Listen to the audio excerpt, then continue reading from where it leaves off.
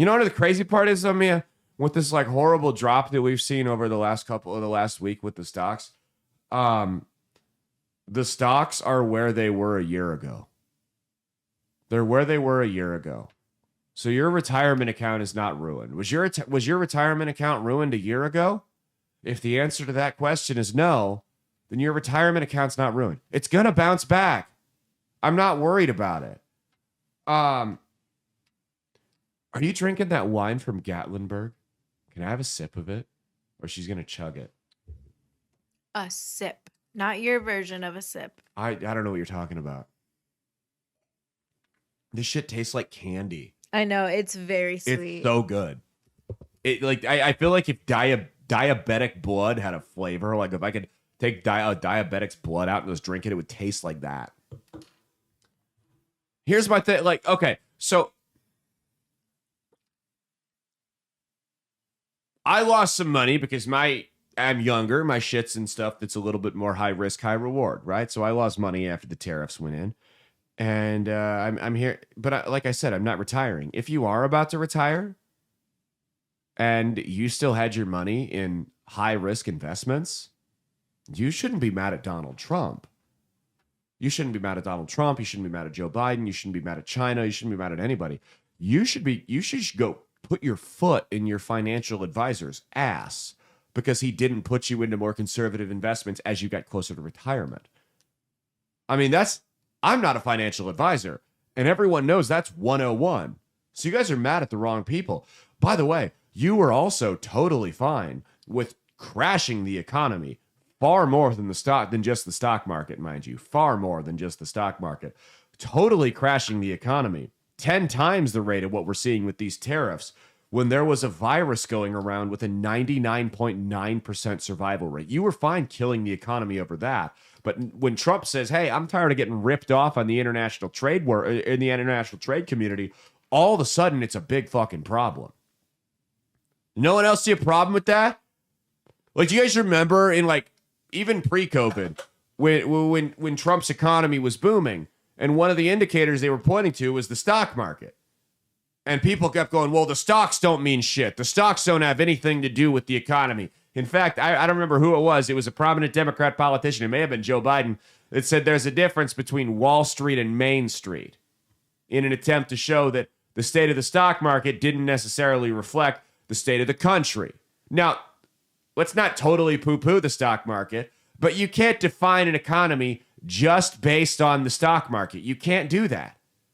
There's a whole bunch of others. There's unemployment, there's workforce participation, there's inflation, there's grocery prices, there's gas prices, there's interest rates, all credit card spending, all how many people are getting second jobs, all types of stuff that we have to consider when we talk about the overall health of an economy. And since they want to do nothing but talk about the stock market and fixate on that, there's a couple other numbers that I figured we could bring up. Did you know that mortgage rates are the lowest they've been since September?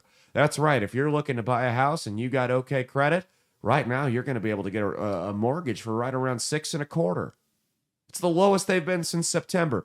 The truflation rate, which measures the true rate of inflation based on a lot of supply side economists' economic theories, as compared to whatever administration's in place that's pushing out propaganda. The truflation number is 1.22%.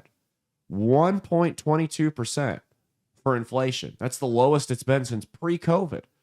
Egg prices have plummeted to points lower than they were when Trump took office. Gas prices are the lowest, oil prices, which means gas in a couple of days, is going to be the lowest it's been since Trump took office. They don't want to talk about any of this. They fixate on the market. And when the market's doing good and everything else is struggling, all of a sudden the market's the only thing, or the market doesn't matter, and it's everything else that we need to focus on. They have no consistency. They will be blatant hypocrites on a whim whenever it's politically convenient for them and act like they never even said these things. They will memory hole it so quickly they'd put Usain Bolt to shame. That's what they do. That's what they do. Now, I'm not saying it's a good thing that the stock market went down. I'm not. No, I don't like to lose money. You shouldn't like to lose money either. but it's simply one metric in the overall scheme of the economy. You cannot define the entire economy based on the stock market. You guys are freaking out because you're being told to freak out, when in reality, your dollar is going further than it has in 5 years. They just added over 200,000 new jobs, outpacing the anticipated growth, and that is with laying off tens of thousands of federal employees. You had hundreds of thousands of new jobs added. We're on pace to be energy independent once again, at least closer to energy independence than we've been over the last 4 years. So we're not going to have to rely on shithole countries that wouldn't piss on us if we were on fire for our fuel. I mean, these are positive developments. We're finally at a place with this one. What did I tell you guys? I told you inflation's not going away. We need to get to a place where wage growth outpaces inflation, right?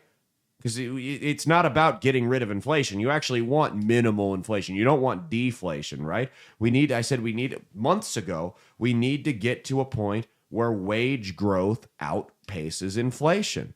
Guess where wage growth is at right now? 4.3%. So wage growth is nearly 4 times the rate of inflation. That's what I told you we needed to do. That's what I told you sound, sensible economic policy would get us back to. And that's exactly where we're at. You don't want wage growth to go too high because the pig gets fat, the hog gets slaughtered. But you also don't want it to be stagnant, which is what we had for 4 years under Biden.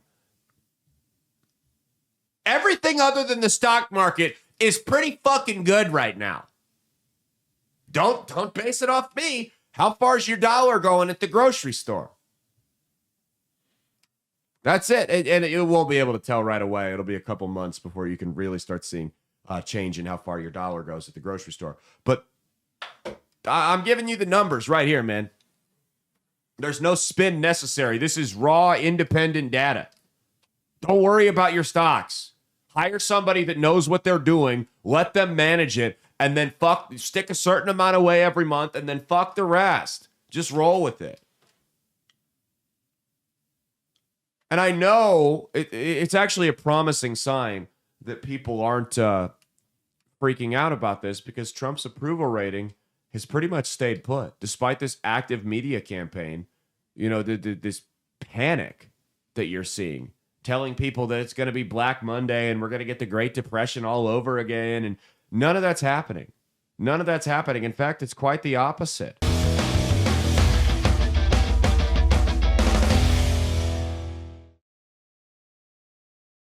Hey, thanks for watching. If you liked what you saw, be sure to click the link in the description to get the full episode on Rumble. If you prefer to listen along, you can actually get us on Spotify, Spreaker, and iHeartRadio. You can also go to www.outlawstreamers.com to learn more about not just my show, but tons of other great shows and all the exciting projects they have coming up. Follow my socials at Caleb Isn't Funny on Twitter and Instagram, at Caleb Salvatore Comedy on the Chinese Spy app that is TikTok, and be sure to like and subscribe to this YouTube channel. Thanks, and we'll see you every Saturday for brand new episodes of That's Based. Peace.